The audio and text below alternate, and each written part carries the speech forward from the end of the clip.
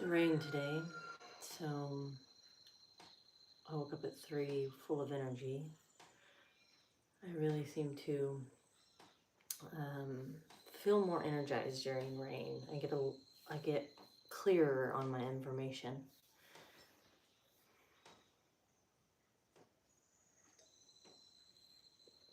I'm feeling quite rowdy and ornery and feel like being confrontational, um, which is why I still entertain scrolling apps because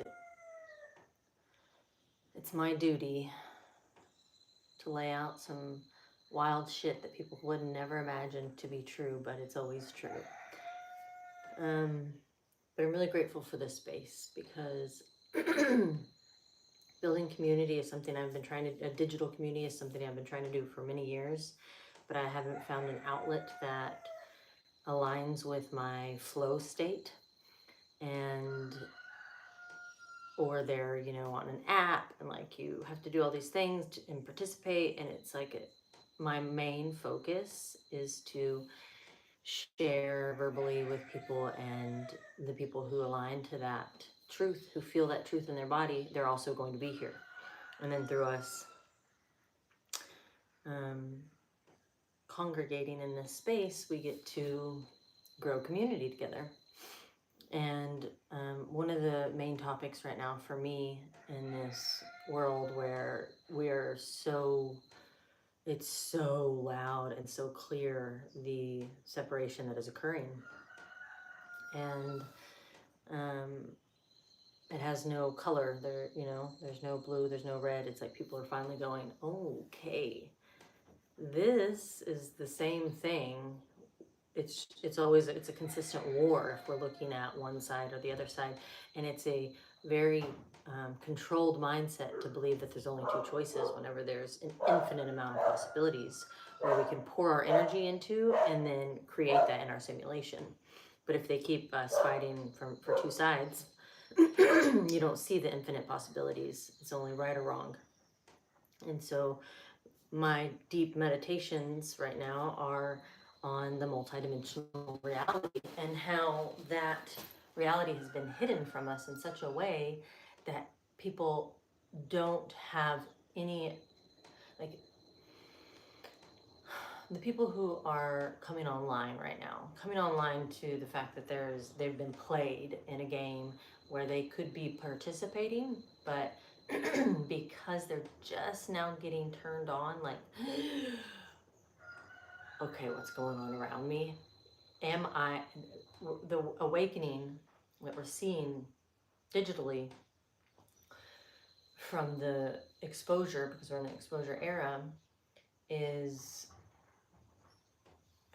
it's really shocking to these people who are just now awakening to this. And the multidimensional side of this is how they respond to this information is creating new earth or not, and is creating their path to new earth or not. And we're going to have continuous options, possibilities over and over and over to choose which path we're going to go on. It's always going to be there. You just always have to look for the door to go to that side, to cross over out of and unplug from the program we were born into. And so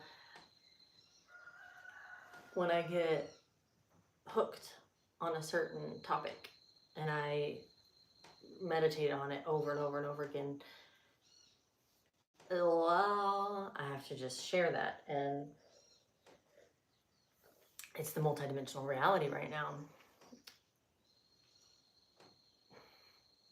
So the law of reflection is what has supported me a lot in my journey. It's a huge part of shadow work. And it says that what we see or how we perceive life externally is based on what's going on inside. And we call this judgment. And when we can accept that every single time we feel distaste or hatred or wanting to change someone because of who they are, we are the problem. Because the highest mastery of life is um, recognizing misalignment, disengaging from the misalignment, and then rerouting ourselves into something that feels more aligned with our frequency.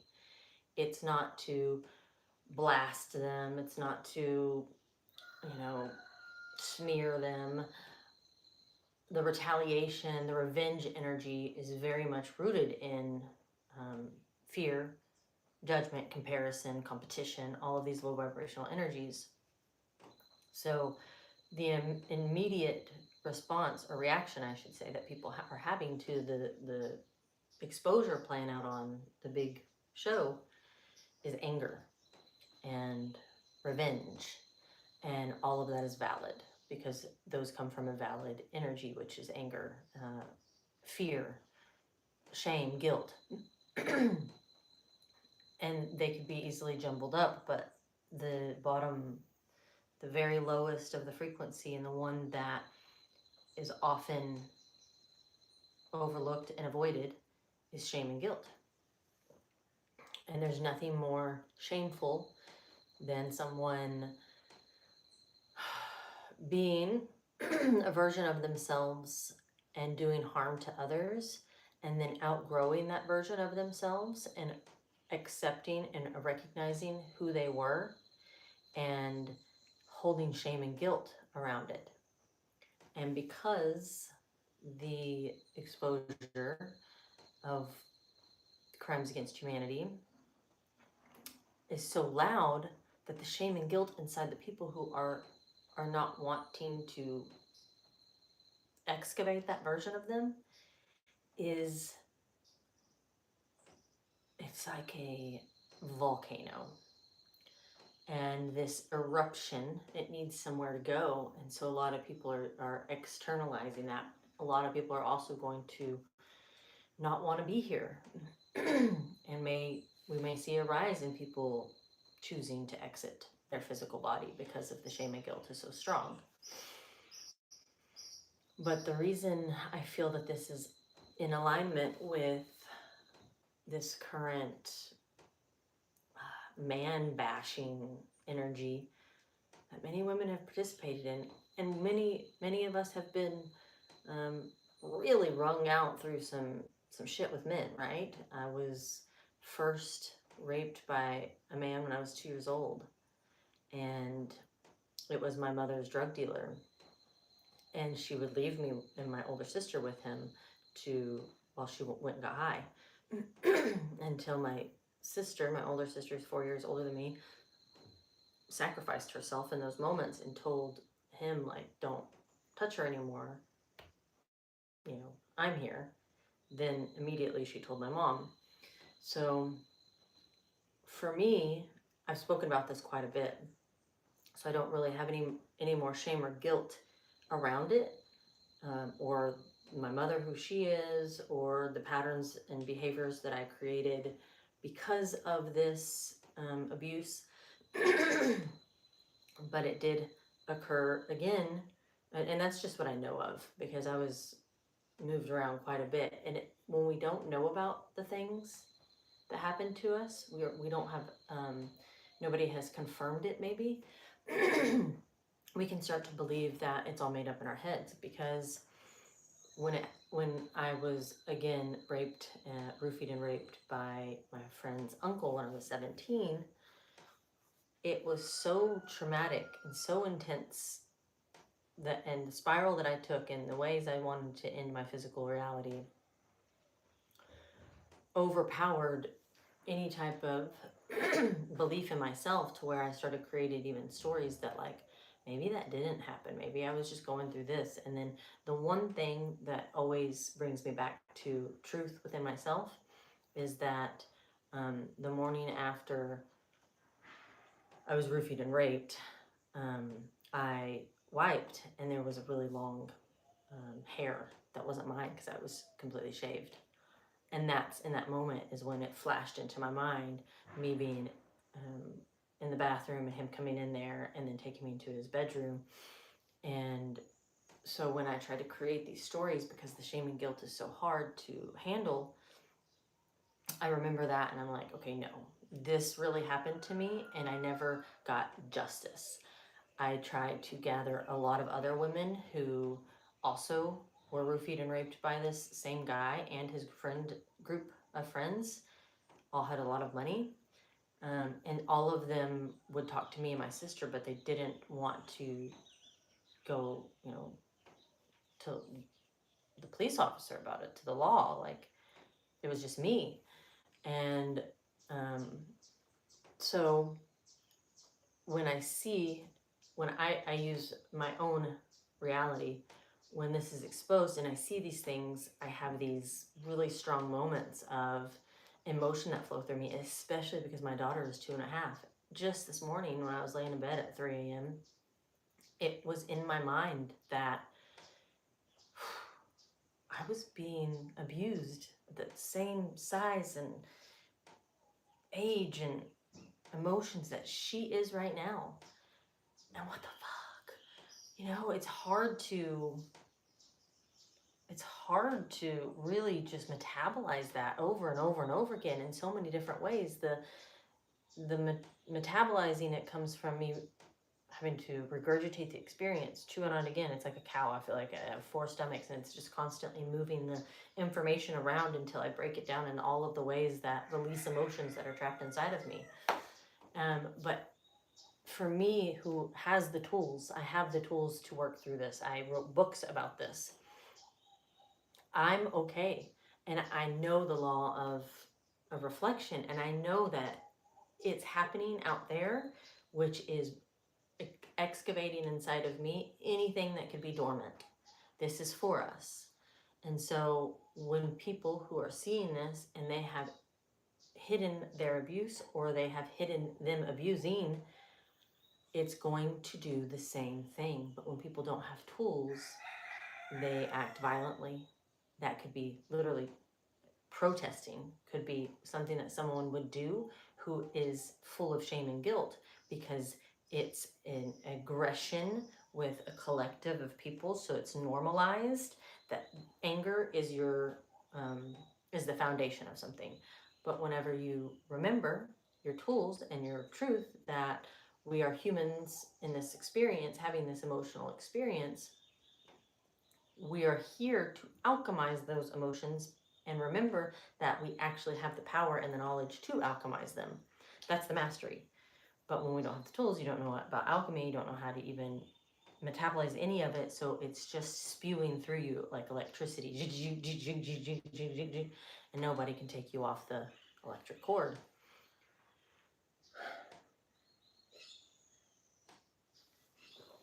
So even people who never hurt children, maybe it was just someone who hurt someone while they were hurting, emotionally, energetically. It doesn't all have to be physically or sexually. The collective of people who are absorbing and worshiping this information right now, they're going through their own internal exposure, their own internal excavation, their own internal world and reality is like just turbulence. So everybody's gonna have this ability or this moment to break down, and then hopefully there's enough people who already went through this, 2020 or 2015, who have metabolized it, and we can come and go, hey, here's the truth. In your present moment, this is not happening to you. It is being replayed over and over because history says it works. History says if you can put something on the big show again that breaks down enough people, those people won't take action in a sound way, in a way that actually makes a difference. What they will do is return to their roots of when their trauma occurred, and they will throw tantrums in the streets. They will throw tantrums online, but they won't actually do anything to reclaim their sovereignty. So the law of reflection if we can, this is your tool, this is the purpose of this video. The tool is to recognize the law of reflection and go, what is being played out there on the big movie screen isn't my current reality. And if I know that my power is so strong, what can I do in my current energy to disengage from that while still holding the compassion, the grace, and the energetic love towards survivors? Yeah, talked a lot. How is everybody today? I feel like,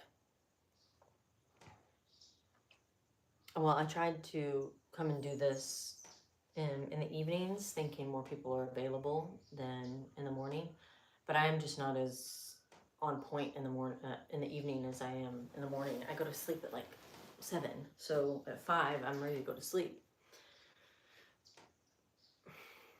I think with this tool, it can, if we can embody it, and even the law of reflection tells us that if I'm seeing spacecrafts around me, if I'm hearing them, if I'm feeling them, I am elevating. I'm moving into a space where my veil is thinner, which means I'm coming out of the illusion. The illusion lives here, the 3D world, the programming, all of that, it lives here.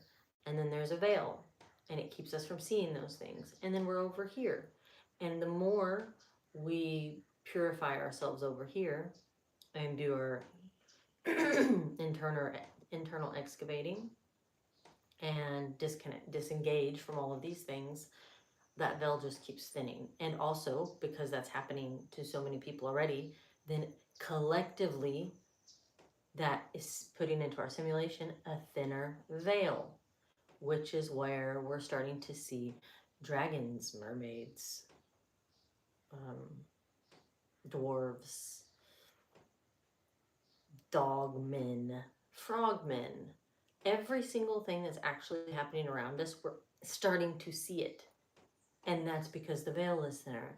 And the law of reflection is telling us that if we're seeing it out there and it resonates with us, we have entered the same phase that can see it. So it's like everything externally is going to reflect back to us where we are. If you're orbiting all of these files, that is where you are internally, and you need to do some really deep internal shadow work.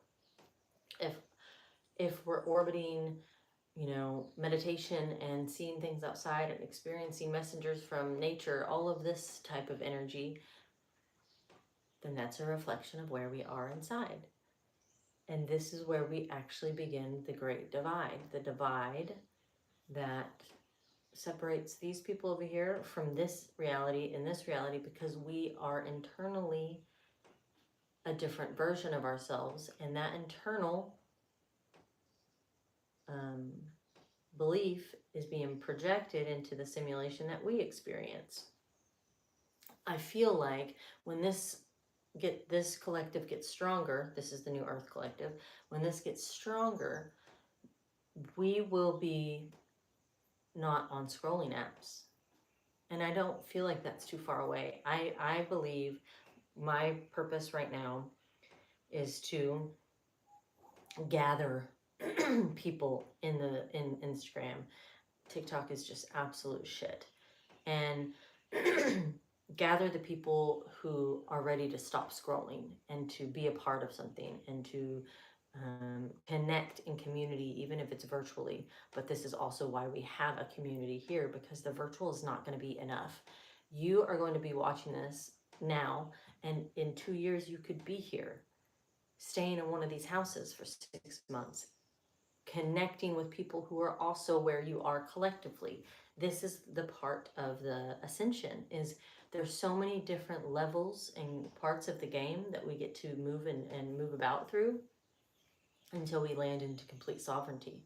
And some sovereignty for you doesn't mean a farm in Costa Rica like it does for me. Sovereignty for you could still be, I don't know, an apartment in a city. That one's going to be a tough one, especially if it's a city that is going to be a smart city. And anything that's a concrete jungle, any big city will be a smart city.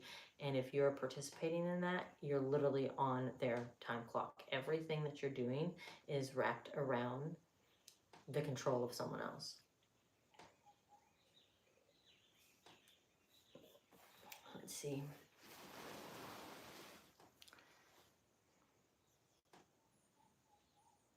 Hello.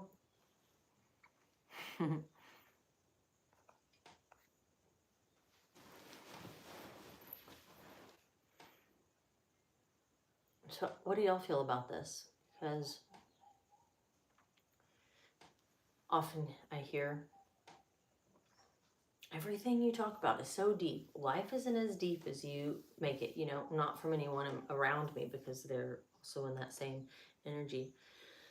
But even people online, and I'm like, but it is that deep. I really believe this whole experience is as deep, and there's so many layers to it that we're missing out on a whole world of imagination, or what we've been told to call imagination, and what is the realities that are possible.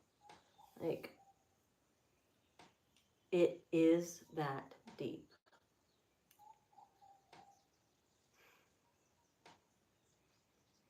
And I feel like, too, with the law of reflection, where currently there's a collective of man bashing, where women have found community on profiles on Instagram and stuff that are strictly about empowering women who have experienced, narcissistic men or bad relationships. And it's like, it's intense, and I get it, because I've also participated in that as well, until I realized, like, that's not my truth. But what people do when they get into a group that validates their victim mindset is they don't grow from that. And if we are experiencing the exposure and the stretch, if you will, of the masculine becoming more purified through this exposure, through this patriarchy falling, which I don't even believe there's never been men in control. Like, I don't even want to participate in calling it the patriarchy anymore, because I feel like that's giving them power, just like me saying that these people who are being exposed for things are elite. I get that is not, I'm not giving them that power. And it's like a little slippery slope for me whenever I'm creating content on scrolling apps, because I know that the attention span is so small that for me to reach my audience, it has to be so quick, and I have to speak to their level of consciousness, the ones that are like on the fence of going into sovereignty. Yeah, it's part of my daily juggle of how to show up online, because I would much rather just do this. I'd much rather sit in front of people and communicate with y'all virtually.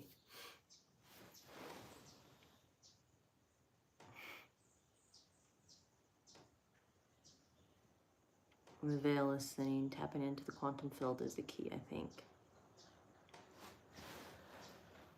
Hello, Michael.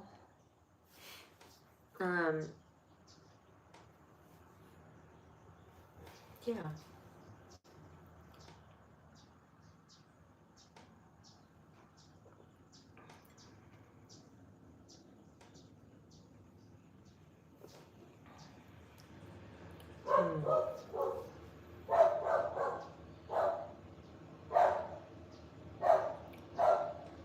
Another thing I noticed with the law of reflection is, it's very loud. The truck is coming up the drive, and the dogs are barking.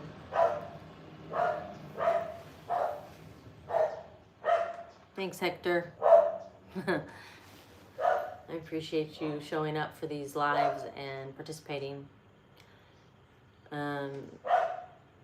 what I notice is how the information shows up in my body too. I have been known, I've recognized about myself that I catch my breaths in wherever is like tight or knotted. And when I do that, I begin to twitch more. And I've talked about this before on a live about how when I was 12, I developed this really strong twitch that eventually hospitalized me for 2 weeks, and I was just watched around the clock to figure out what was going on. It was very much like Tourette's, but I never got diagnosed, which I know now was because it was an energetic, like, I don't want to say attack, but that is what happened with my body. It started attacking itself because I wasn't able to metabolize all of the trauma that I had been experiencing, which was just extreme, extreme, extreme. And so my body broke, my energetic system broke at age 12, and it just has stuck with me. And I know when I'm processing a lot and feeling really activated, which is another area I believe we are in right now, the people who have already awoken and they're in the remembering phase, which is like the stuff I talk about on here, then you're in your activation right now. So I can feel my activation. I can feel myself processing and excavating while also releasing from my body through physical shadow work all of this information. But I found that I've been twitching more, and I can start to breathe and it'll get caught. It feels like it gets caught in my shoulders. And I'm appreciative of it now, and I don't fight it. I just go deeper into my physical shadow work, but paying attention to how, hi baby, how things respond in our body. You're sleeping?